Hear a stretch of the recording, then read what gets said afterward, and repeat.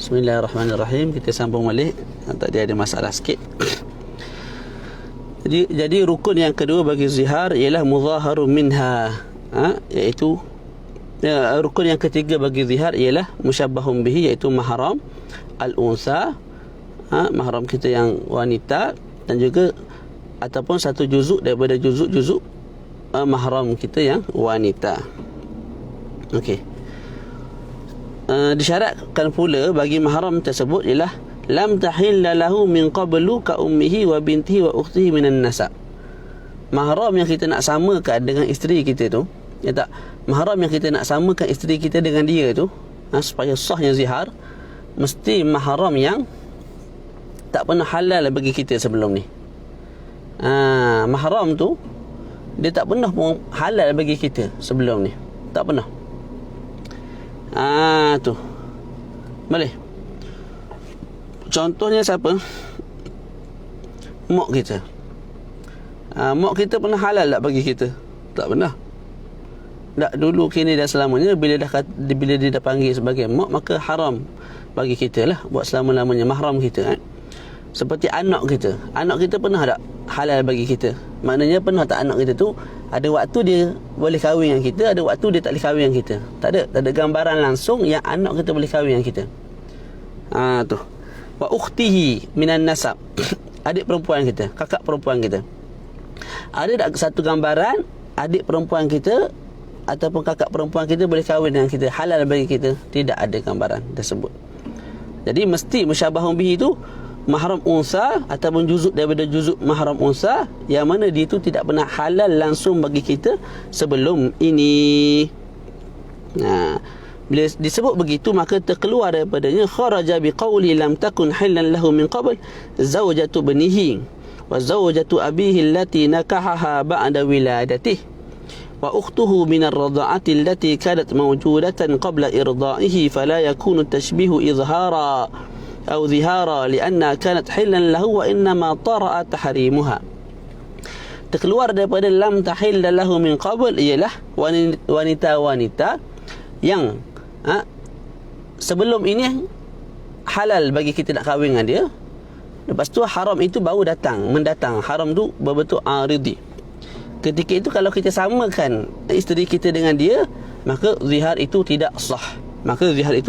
Contohnya apa? Contohnya ialah zaujatu ibnihi, isteri kepada anak lelaki kita. Kita ada anak lelaki. Contoh anak saya Muhammad Said Ramadan. Dia berkahwin dengan seorang perempuan. Perempuan tu bila mana dia berkahwin dengan anak saya, maka haram bagi saya. Maknanya mahram saya lah. Sebab dia jadi menantu saya. Tapi sebelum dia berkahwin dengan anak saya, halal bagi saya untuk berkahwin dengan dia. Jadinya sebelum dia berkahwin dengan anak saya, sebelum dia jadi menantu saya, dia halal bagi saya. Selepas dia berkahwin dengan anak saya, barulah dia haram bagi saya, sebab dia dianggap sebagai menantu saya, iaitu isteri kepada anak saya. Perempuan seperti itu, kalau kita samakan bini kita dengan dia, maka zihar tidak sah. Contoh kita sebut kita sebut kepada bini kita, isteri kita, anti ka zahri zaujah ibni, kamu seperti isteri anakku. Ataupun anti alayya ka zahri zaujati ibni, kamu wahai isteriku seperti mana zahar, pinggul belakang isteri anakku. Ketika itu zihar tidak sah. Sebab apa? Sebab zaujatu al-ibn, seorang yang sebelum ini tidak halal, sebelum ini halal, kemudian barulah datangnya tahrim. Yang kedua, wa zaujatu abihi allati nakahaha ba'da wiladatih, isteri kepada ayah kita.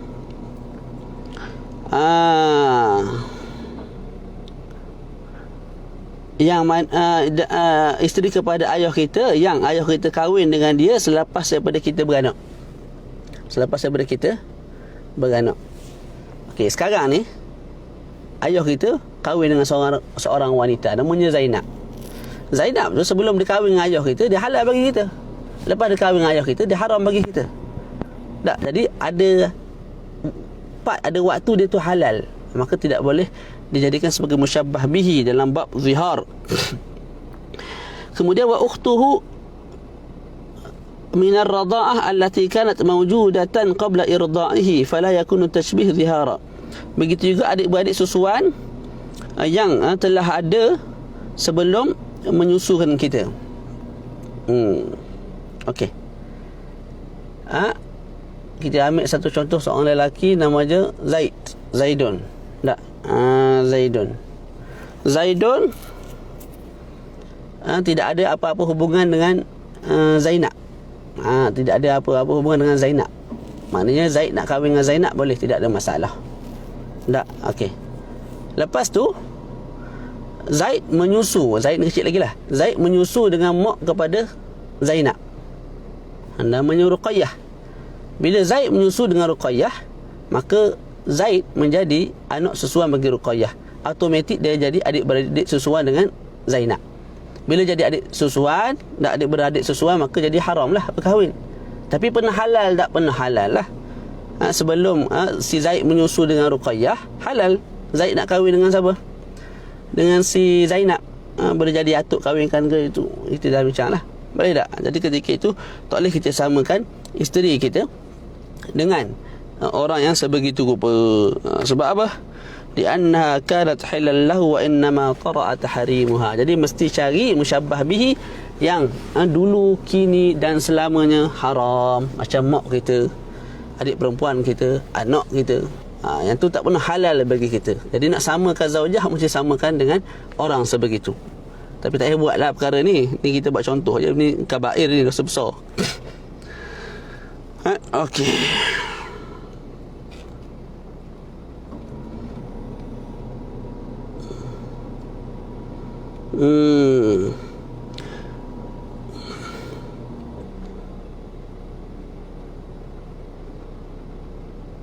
Selesai kat situ. Yang keempat, rukun yang keempat bagi zihar ialah sighah. Mesti ada sighah. Ka qawlihi, contohnya disebut kepada isteri, anti alayya ka zahri ummi. Kamu ke atasku seperti zahar, pinggul ibuku. Tu.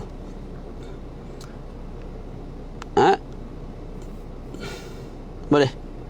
Wa syartuha lafzun yush'iru bizihar. Syarat bagi sirah mesti dilafazkan. Tak ada niat dalam hati, tak memadai, mesti lafaz. Dan lafaz itu memberi makna zihar, memberi makna zihar. Dan disebut di bawah wa huwa imma sarih. Sirah tu ataupun wahya imma sarih anti au ra'suki au yaduki nak qadhari ummi. Kita sebut lagu tu pada bini kita, anti alayya qadhari ummi, ataupun kita sebut zahruki alayya qadhari ummi. Boleh belakalah. Tu itu lafaz yang sarih, jelas menunjukkan ke atas zihar. Maka tak perlu kepada niat, dah jadi zihar.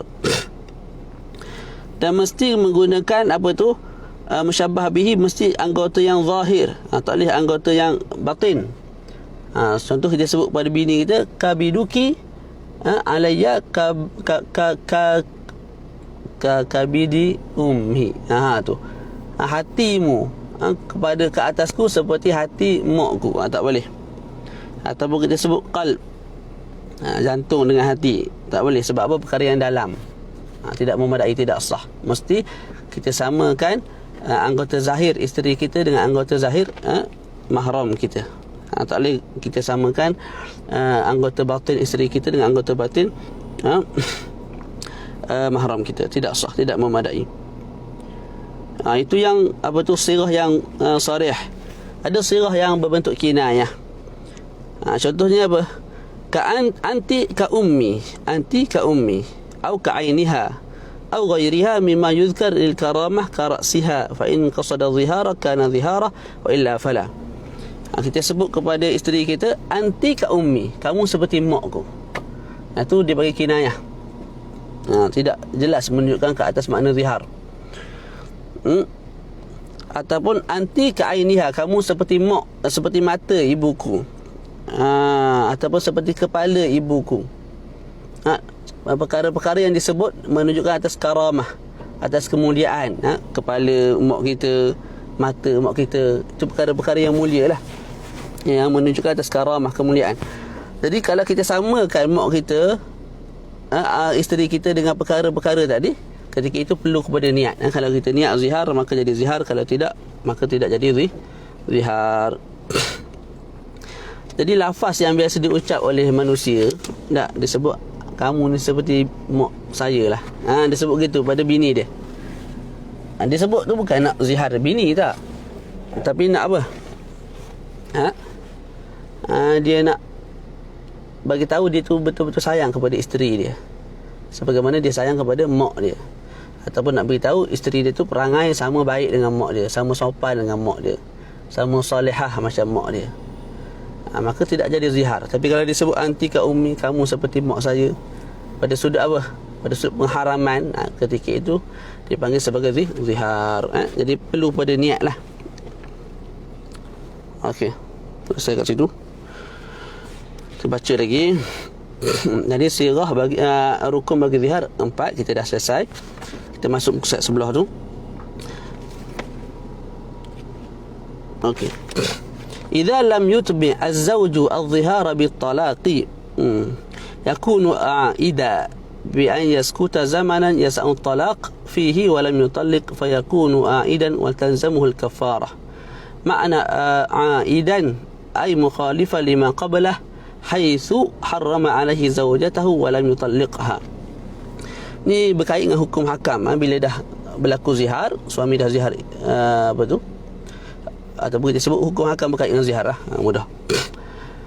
Idza lam yutbi az-zawju adh-dhihar bit-talaq, kalau suami tidak mentalak isteri selepas mana disebut lafaz zihar, tak, ketika itu suami dianggap sebagai aidan, orang yang kembali.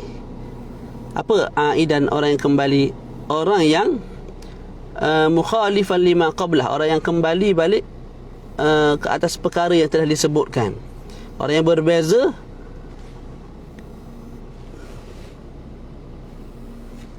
dengan apa yang telah disebutkan. Tu sebab apa? Ni tengok ni, gini mudah je sebenarnya. Anti alayya ka zahri ummi, kamu wahai isteriku seperti mana pinggul makku. Pada sudut apa? Pada sudut haram. Jadi bila kamu wahai suami sebut begitu kepada isteri, tak, maka kamu kena talak isteri kamu tu. Kenapa kena talak? Sebab kamu sebut dia haram bagi kamu. Isteri kamu tu haram bagi kamu seperti mana mak kamu haram bagi kamu. Kalau haram, nak dikatakan haram, mesti kamu kena talak. Kalau kamu tak talak, kekal isteri kamu tu halal bagi kamu. Syarak tak larang untuk kamu sentuh. Boleh? Jadi bila mana dia sebut anti alayya ka dhahri ummi, berhenti sampai situ. Dia tidak sebut wa anti talik, dia tidak talak isteri dia. Tak. Ketika itu dipanggil sebagai aid. Aid ni orang yang cakap tak sempat bikin. Mudah bahasanya. Kamu kata isteri kamu haram, sebagaimana mak kamu haram kepada kamu, tapi kamu tidak talak dia. Kalau nak kata haram, kamu talaklah dia. Bila talak, kamu haram sentuh bini kamu tu, sebab dah terpisah. Boleh? Sekarang ni kamu sebut dia haram, tapi kamu tak talak, maka kamu berbeza, kamu menipu, kamu cakap tak serupa bikin. Jadi bila suami sebut anti alayya ka dhahri ummi, tak, dia tak sebut pun wa anti talik. Ketika itu suami dipanggil sebagai aidan. Idan ka dhahri ummi, dan dia boleh sebut wa anti talik. Tidak ada apa-apa halangan, tak, yang menyebabkan dia boleh sebut wa anti taliq, tapi dia tak sebut. Ketika itu dia dipanggil sebagai aid. Suami itu dia panggil sebagai aid. Dan ketika itu suami kena bayar kafarah. Suami kena bayar kafarah. Sebab apa kena bayar kafarah? Kafarah sebab dia langgar apa yang dia sebut. Kamu sebut bini kamu haram, tiba-tiba kamu tak talak, jadi maknanya halal lagi lah kepada kamu. Jadi kamu langgar apa yang telah kamu ziharkan tadi. Maka kamu kena bayar kafarah.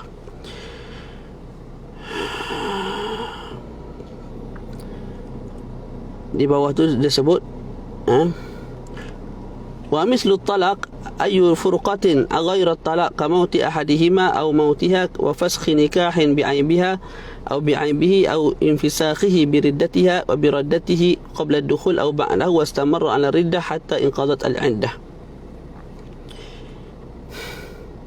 Okey, kita sebut tadi sepatutnya bila suami menzihar maka suami kena talak isterinya. Sekira-kira suami sebut anti alayya ka dhahri ummi wa anti taliq. Tak, okey. Jadi suami mesti sebut wa anti taliq. Untuk berlakunya haram tersebut. Ya. Seperti talak juga ialah apa-apa perpisahan yang selain daripada talak. Contoh mati. Ada sebut kepada bini dia anti alayya ka dhahri ummi, lepas tu dia mati. Untuk suami laki tu mati. Bila dia mati tak boleh dah nak bersamanya. Tak. Ataupun isteri itu mati. Tak, ataupun fasakh nikah disebabkan ada aib yang ada pada isteri. Contoh dia sebut anti alayya ka dhahri ummi wa fasakhtu an-nikah. Yang penting berlaku perpisahan. Ketika itu dah sebut lepas ni lah. Zihar tu berlaku dan isterinya tertalak ataupun tercerai. Anti alayya ka dhahri ummi disebut begitu, dan kemudian infisakh, berlakunya perceraian disebabkan isteri itu riddah. Ala tul suami sebut anti alayya ka dhahri ummi, perempuan pun riddah. Ketika itu betul lah suami sebut kamu ni haram bagiku, lepas tu dia riddah. Lepas tu memang haram sungguh sebab dah riddah. Ketika itu tercerai dan suami tak perlu bayar kafarah. Dan sebagainya lah, banyak lah bawah tu tulis. Kita dah baca sebahagian besar. Okey. Kemudian ditulis lagi di ta'liq wa tata'addadu al-kafaratu bi ta'addudi adh-dhihar wa bi ta'addudi al-mudhahir minha ay az-zawjah. Kafarah akan berulang-ulang, berbilang-bilang berdasarkan berbilang-bilangnya zihar. Hari ini dia zihar isteri dia, tapi dia tidak talak, maka kena bayar satu kafarah. Esok dia zihar lagi isteri dia, tapi dia tidak talak, kena bayar dua kafarah. Lusa dia zihar lagi isteri dia, tapi dia tidak talak, kena bayar tiga kafarah. Ataupun isteri dia ada 4, dia zihar yang ni, dia tidak talak. Dia zihar yang kedua, dia tidak talak. Dia zihar yang ketiga, dia tidak talak. Dia zihar yang keempat, dia tidak talak. Maka suami wajib keluarkan bayar kafarah sebanyak 4 jenis kafarah. Jadi kafarah berbilang-bilang, bila mana berbilang-bilangnya zihar pada satu isteri ataupun berbilang-bilangnya zihar pada 4 orang isteri. Okey, selesai kat situ. Seterusnya, idza atba'a الظهار بالطلاق وقع الظهار وطلقت ولا كفارة عليه. إذا أتبع الظهار بالطلاق وقع الظهار وطلقت ولا كفارة عليه.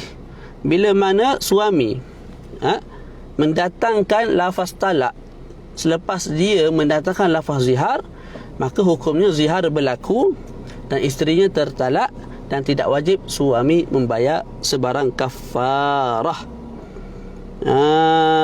Tu suami sebut apa? Suami sebut pada isteri anti alayya ka dhahri ummi wa anti taliq. Kamu seperti mak aku, pinggul mak aku, pada sudut haram. Aku tak boleh bersama dengan mak aku tak boleh bersama dengan kamu. Bila itu yang disebut oleh suami, maka suami buktikan pengharaman tersebut dengan mentalak isterinya, wa anti taliq, dan kamu tertalak. Bila tertalak maka memang haram sungguh lah. Jadi apa yang disebut oleh suami itu betul. Memang kamu haram bagi aku sebab aku dah talak. Jadi suami ada menipu. Suami tak menipu. Tu suami tak menipu. Bila suami tak menipu, maka apa hukumnya? Zihar berlaku, isteri tertalak dan tidak ada kafarah ke atas suami. Tu. Jadi cumanya kena talak segeralah. Disebut anti alayya ka dhahri ummi wa anti taliq, ala tul wa anti taliq. Faham tak? Dia tak boleh tangguh. Dia sebut pada bini dia anti alayya ka dhahri ummi ya habibti. Lepas seminggu tak, wa anti taliq. Tak boleh begitu. Nak sebut wa anti taliq tu mesti selepas ataupun sejurus daripada anti alayya ka dhahri ummi. Boleh? Kalau dia tangguh seminggu, tangguh 2 jam, tangguh sejam, tangguh 5 minit, tangguh 3-4 minit, ketika itu dipanggil sebagai a'id. Kamu telah menipu, sembang. Tak, kamu cakap haram tapi kamu tak lepaskan dia, maka dia tu kekal halal bagi kamu. Kamu jangan buat main. Tak dengan syarak. Tu. Syarak sebut halal. Kamu kalau kamu nak haramkan dia, haramkan betul dengan syarat talak dia. Tu. Bawah tu dia sebut nombor 4. Dia sebut apa dia? Ka'an qala in zahartu min darratik fa anti alayya ka zahri ummi. Tak tu ta'liq yang lain. Baca dulu. Hukum zihar lil mutallaqah ar-raj'iyah. Hukum menzihar isteri yang telah dicerai dengan talak raj'i, iaitu talak 1 dan talak 2. Dan isteri itu dalam iddah. Boleh ke suami zihar? Jawapannya boleh. Boleh. Okey, boleh. Dan bila suami dipanggil sebagai a'id, bila mana dia rujuk isterinya, boleh. Jadi dia cerai, Zaid menceraikan isteri dia. Bila isteri dia dalam iddah talak raj'i, Zaid sebut pada bini dia, anti alayya ka zahri ummi, mana zihar lah. Okey. Ketika itu, bila nak dikatakan si Zaid itu sebagai a'id, orang yang sembang, orang yang menipu, bila mana dia rujuk kembali isterinya. Lepas 3 minggu isteri yang dicerai, rajak tu, aku rujuk balik kamu. Ketika itu kita sebut, Zaid, kamu ni sembang, kamu ni menipu. Sebab apa? Sebab tadi kamu sebut bini kamu ni macam mak kamu pada sudut pengharaman. Kalau dah bersama, kalau dah sama pada sudut pengharaman, maka tak bolehlah kamu rujuk dia. Sebab kalau kamu rujuk dia, jadi halal balik. Kamu nak cakap benda ni, nak cakap bini kamu tu halal bagi kamu ke haram? Kalau kamu kata dia tu haram bagi pihak kamu, kamu jangan rujuk balik. Sebab kalau kamu rujuk, dia jadi halal balik. Bila dia rujuk tu, dia panggil sebagai a'id. Tu boleh InsyaAllah. Jangan tak kan tak buka tingkap kan mati aku dalam ni. Dengar cerita gitu lah dah. Duduk dalam aircon, kereta tak bergerak, kena buka sikit tingkap. Tak tahulah itu Freemason ke, tak tahu. Tak, jadi kita percaya je. Kita tak ada ilmu, kita percaya je lah. Mana tahu kena lipat, Allahu'alam. Tapi kita ni orang yang hati baik, kita percaya insyaAllah. Kama qala sahibu safati zubat qawlu mukallafin walau min zimmi li'irsihi anti ka zahri ummi aw nahwahu fa in yakun la yuqibu talaqaha fa'idun yajtanibu al-wat'a kal haid hatta kafara bil itqi yanwi al-fard amma zahara. Itu baik yang disebut dalam safati zubat. Boleh rujuk baliklah, benda sama yang kita terang tadi. Kemudian poin seterusnya, yasihu ta'liqu adh-dhihar wa tawqituhu bi yawmin aw shahrin aw ghairiha. Hukum hakam lah. Baki hukum hakam mengenai zihar. Disebut yasihu ta'liqu adh-dhihar. Sah untuk kita ta'liq zihar, sah. Seperti mana talak. Talak kita sebut in dakhalti dar fa anti taliq. Kalau kamu, wahai isteriku yang ku sayangi, masuk ke rumah, kamu jatuh talak. Zihar pun boleh. Kita ta'liq. Contoh dia sebut apa? Suami sebut, in zahartu min darratik fa anti alayya ka zahri ummi. Kalau aku zihar, dia ada 2 orang bini, A dengan B. Dia kata pada bini A dia, kalau aku zihar B, maka kamu seperti belakang ibuku. Bila mana suami itu menzihar B, automatik isteri pun terzihar. Sebab dia taklid begitu. Kalau aku zihar B, kamu terzihar sekali. Jadi bila orang suami itu menzihar B, isteri dia yang kedua, maka isteri yang pertama juga jatuh terzihar, jatuh zihar. Okey. Jadi yasihu ta'liqu zihar. Kita nak zihar, nak ta'liq zihar boleh. Wa tawqituhu, kita nak tawqit. Kita nak zihar dalam satu tempoh sahaja boleh. Biyaumin aw syahr. Berbeza talak. Talak tak boleh nak talak secara bertempoh. Aku talak kamu selama sebulan. Lepas sebulan mari balik jumpa aku. Jadi suami isteri macam biasa. Tak boleh talak tak boleh nak tawqit. Tapi kalau zihar boleh. Kalau zihar boleh. Contoh dia sebut pada isteri dia, anti alayya ka zahri ummi khamsata ayyam. Kamu seperti mana belakang mak aku, seperti mana pinggul mak aku selama 5 hari, selama sebulan. Boleh tawqit, tidak ada masalah. Jadi selama tempoh tu sahajalah. Suami tak boleh bersama. Lepas daripada tempoh tu, suami boleh kembali bersama dengan isterinya. Sebab apa? Dia haramkan isterinya tu pada satu tempoh sahaja, 5 hari, 10 hari. Maka lepas tu bolehlah, tidak ada masalah. Ya Allah. Okey, terus.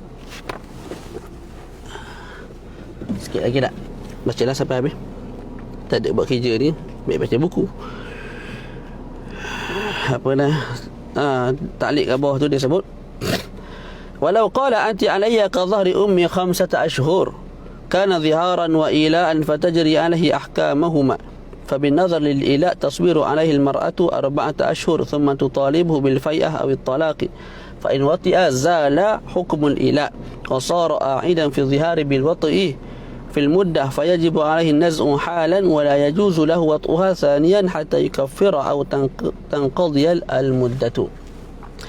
Jadi dalam ta'liq disebut, kalau suami menyebut kepada isteri, anti alayya ka dhahri ummi 5 ashhur, kamu, disebut pada bini dia ni, ya Allah, dia sebut apa pada bini dia? Anti alayya ka dhahri ummi, kamu ke atasku seperti pinggul mak aku, seperti belakang mak aku, selama 5 bulan. Selama 5 bulan. Lafaz ini ialah lafaz zihar. Jelaslah, sebab dia sebut anti alayya ka dhahri ummi. Jelaslah zihar. Dalam masa sama dia tu ila. Sebab apa? Dalam lafaz ni, suami telah mengharamkan dirinya daripada bersama dengan isteri. Suami telah menghalang dirinya daripada bersama dengan isteri selama lebih daripada 4 bulan, iaitu 5 bulan kat sini. Jadi dalam satu lafaz berlakunya zihar, berlaku juga ila. Maka bila berlaku dua-dua, kita kena follow semua hukum yang berkait dengan dua-dua perkara tersebut, zihar dengan juga ila. Maka disebut fabin nazari lil ila, kalau kita tengok pada hukum ila, maka perempuan tu kena sabar selama 4 bulan. Wujuban kena sabar. Lepas habis 4 bulan, masuk 4 bulan 1 minit, tak, 1 saat, perempuan tu boleh memohon untuk suaminya menceraikan dia ataupun menyetubuhi dia dan bayar kafarah. Macam kita bincang sebelum ni lah.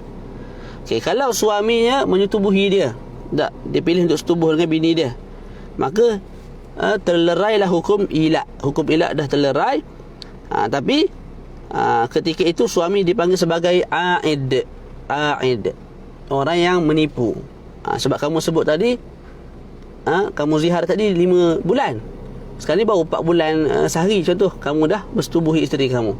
Sedangkan tak boleh lah, sebab kamu zihar ni haram lah untuk kamu dekat dengan isteri kamu tu. Tak, jadi bila disetubuhi, terlerai ila, tapi kamu dianggap sebagai a'id dalam bab zihar. Maka bila kita sebut dia itu sebagai a'id, tak, maka bila mana dia setubuh tu, bila masuk kemaluan, terus kena cabut balik. Sebab apa? Dia tak boleh bersetubuh dalam satu tempoh yang agak lama. Sebab kita sebut zihar kamu 5 bulan, sekarang baru 4 bulan lebih. Jadi kamu bersetubuh tu untuk kamu lari daripada, untuk kamu selesaikan masalah ilak kamu. Tapi kamu jangan lupa, kamu juga dalam masalah zihar sekarang ni. Jadi bila kamu setubuh, masukkan kemaluan tu kena cabut. Sebab apa? Tak ada nak rasa lah. Ala kulli halnya kena cabut terus. Sebab ketika itu haram untuk kamu teruskan bersetubuh. Sebab kamu dalam tempoh zihar. Dan kita sebut tidak boleh suami tersebut menyetubuhi isteri buat kali kedua. Jadi dah setubuh sekali, nak setubuh kali kedua tidak boleh, sehingga dia bayar kafarah ataupun 5 bulan itu, 5 bulan yang diziharkan itu telah berakhir, barulah boleh bersetubuh. Fahim tu? InsyaAllah fahimna insyaAllah. Okey, baca balik. Yasihu ta'liqu dhihari wa tawqitu biyawmin aw shahrin aw ghairihima. Di ta'liq disebut wa yasihu tawqitu bil makani kaz zaman. Boleh juga kita tawqit.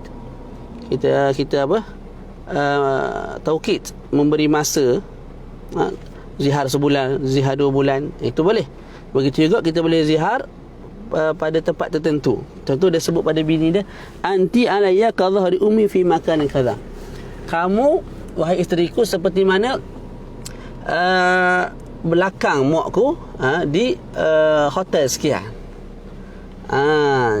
Tak. Jadi ketika itu suami tak boleh bersama isteri di hotel sekian. Di hotel lain kot mu lah nak buat benda.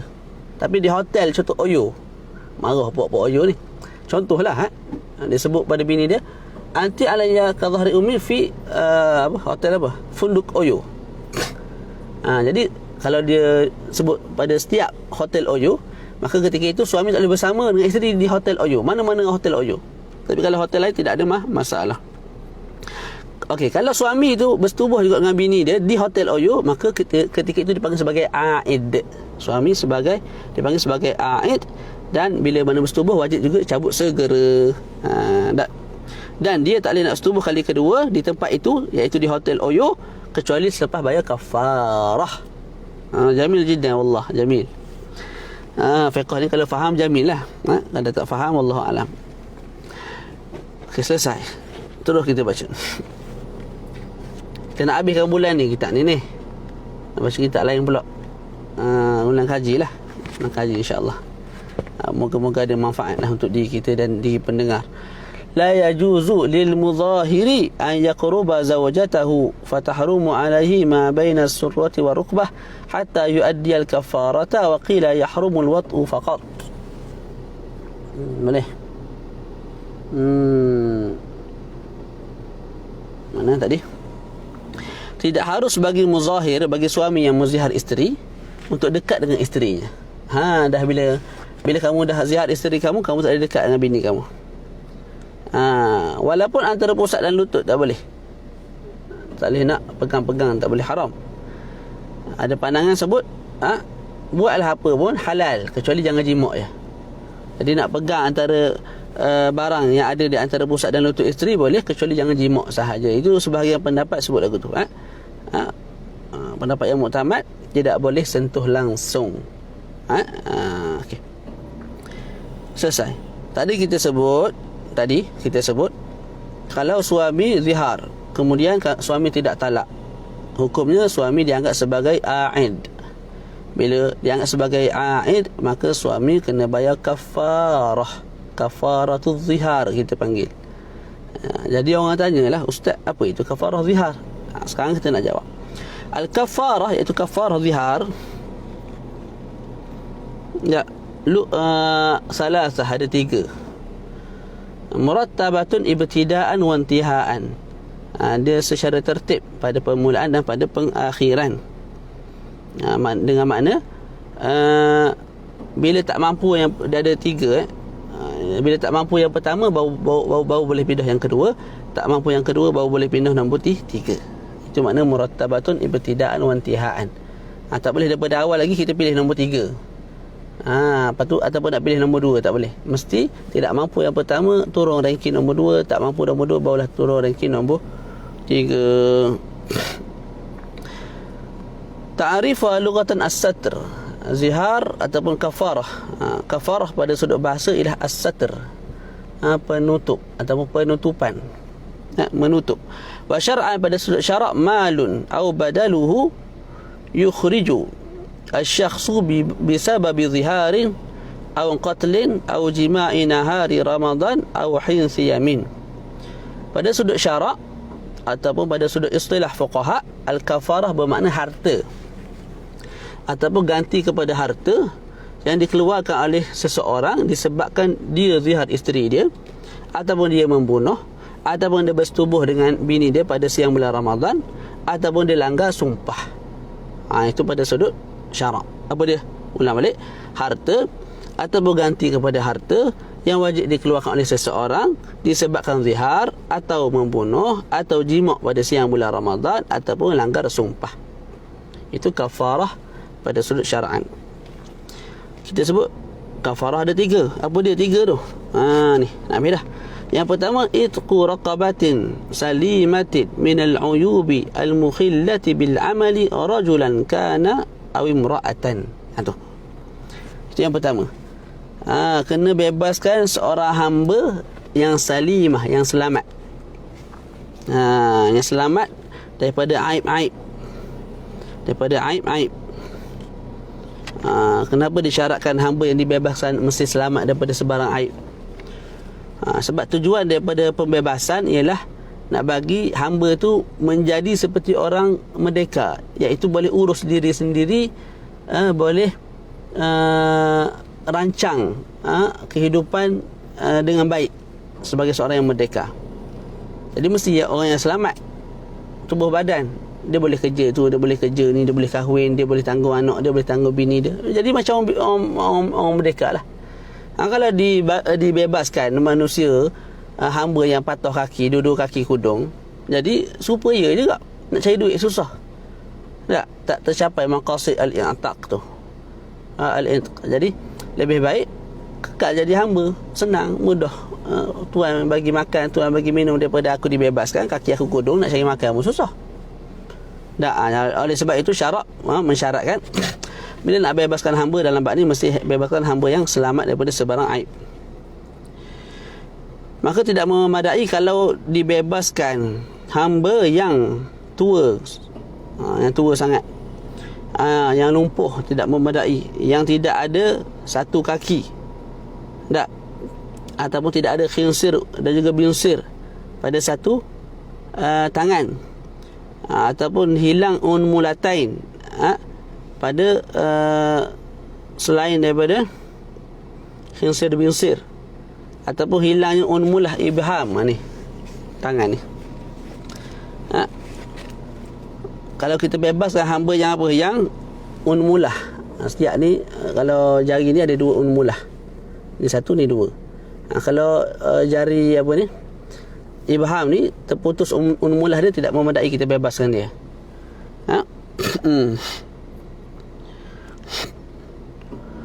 Begitu juga kalau terputus kaki, tidak memadai kita bebaskan dia. Ataupun khinsir wa binsir pada satu tangan. Mana khinsir mana binsir? Kan aku tak ingat. Ibham, sababah, wusta tak? Ni rasanya dua ni, khinsir dengan binsir, dua ni. Kalau dua ni terputus, ni dua ni tak, ni dua ni terputus, tak boleh kita bebaskan dia. Sebab tidak memadai, susah nak buat kerja lah. Kalau tiga ni je ada, nak pegang barang apa semua susah. Berbeza kalau terpisah itu khinsir dengan binsir.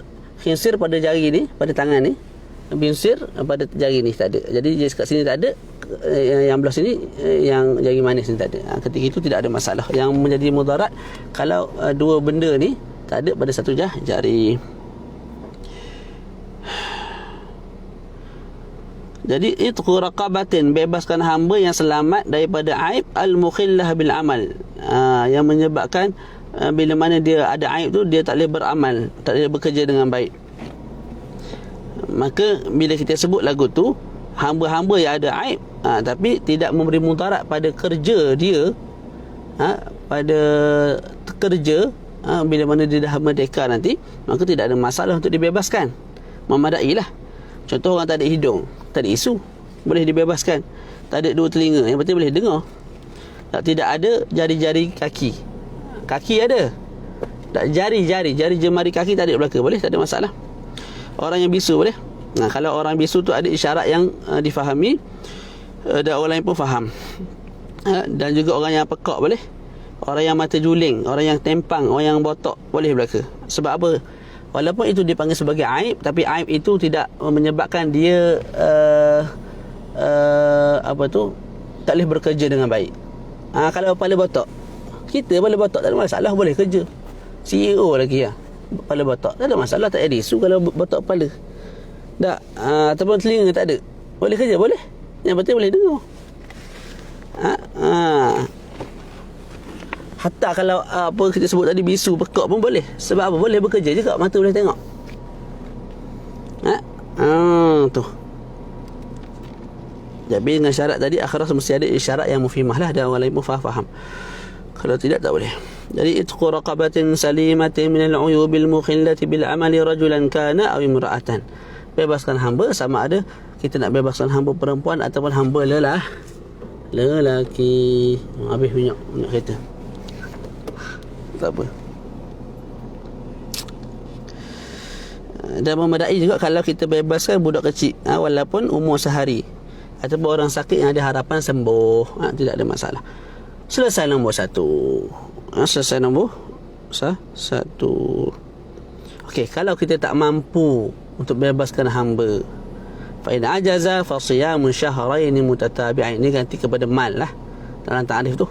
Malun atau badalu, ni badal kepada mal, iaitu puasa 2 bulan berturut-turut. Jadi kalau tak mampu bebaskan hamba, berpindah kepada puasa berturut-turut. Boleh. Bila dikatakan seseorang itu tidak mampu untuk membebaskan hamba, wa makna al-ajzi an la yujida qimataha, tidak ada pitih. Hamba RM200,000, dia tak ada duit, adalah RM100 dalam poket, maka dia anggap sebagai tidak mampu. Yang pertama, pindah nombor 2. Ataupun dia ada duit tak, cuma hamba dijual dengan nilai yang tak sewajarnya. Sepatutnya hamba yang begitu di tempat itu, ketika waktu itu, hamba sepatut RM100,500 aja, RM150,000 je sepatutnya, tak dijual sampai RM300,000. Jadi terlalu mahal daripada harga standard, maka juga dianggap sebagai tidak mampu. Dia boleh pindah nombor 2.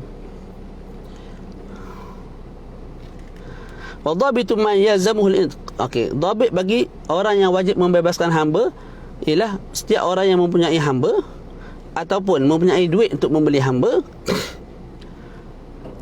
dan duit itu ialah duit lebihan daripada keperluan asasi dia, untuk dia hidup selama dia hidup lah, sampai libaqiyatul umrul ghalib. Contoh umur dia 40 tak, biasa orang hidup dalam 60 tahun, 65 tahun. Okey, baki 25 tahun tu perlu berapa ratus ribu. Kita sebutlah perlu sejuta untuk hidup. Untuk bayar sewa apa semua tu, ikut standard harga semasa, kita sebut perlu sejuta. Contohlah ni, contoh. Dia ada dalam bank 3-4 juta. Tak? Maka ketika itu dia anggap sebagai lebihan, mempunyai lebihan, dan dia kena beli, hamba bayar. Tapi kalau dia perlu untuk hidup sampai umur 65 tahun tu, daripada 40 tahun sampai 65 tahun, 25 tahun tu dia perlu sejuta. Duit dia hanya ada sejuta ataupun kurang daripada sejuta, ketika itu tak dipanggil sebagai orang yang tidak mampu, maka boleh pindah nombor 2. Jadi nombor 2 berpuasa berturut-turut. Kalau tidak mampu juga berpuasa berturut-turut, contoh sebab tua, sebab ada sakit, maka berpindah nombor 3. Fa in ajaza fa it'amu 60 miskina. Kalau tak mampu, maka dia boleh bagi makan kepada 60 orang fakir miskin. Bagi makan kat sini maksudnya bagi milik. Kita order nasi bungkus, nasi ayam, air teh ais, ataupun nak sedap sikit teh ais limau, nak kurang gula, kita pun bagi kepada 60 orang fakir miskin. Ketika itu telah dianggap sebagai membayar kafarah. Bila boleh buat nombor 3? Kalau tak mampu, nombor 2 dengan nombor 1. Hari ni nombor 1 confirm tak ada dah, maka terus berpindah nombor 2. Kalau tak mampu berpuasa, barulah boleh pindah nombor 3. Kama qala sahibu Safwati Zuba, raqabatan mu'minatan billahi jalla salimatan amma yukhillu bil amal illam yajid yasumu syahrayn ala tatabu'in illa li'udhrin hasala wa ajizun 60 muddan mallaka. Jadi it'am maknanya mallaka, tamlik, memberi milik. 60 miskina ka fitratin haka. Saya kat situ. Yang terakhir kita sebut faedah dalam ta'liq.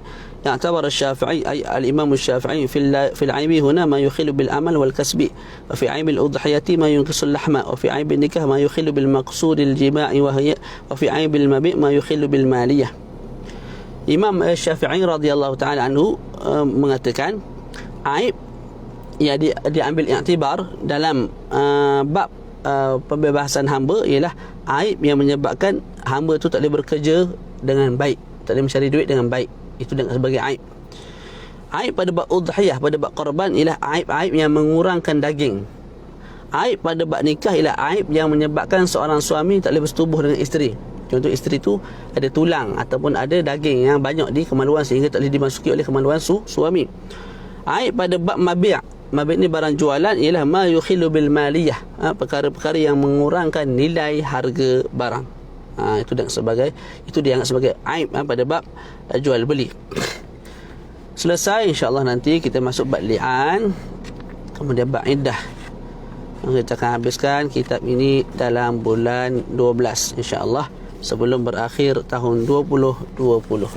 Wassallallahu ala sayyidina Muhammad wa ala alihi wa sahbihi wa baraka wa sallam, walhamdulillahi rabbil alamin.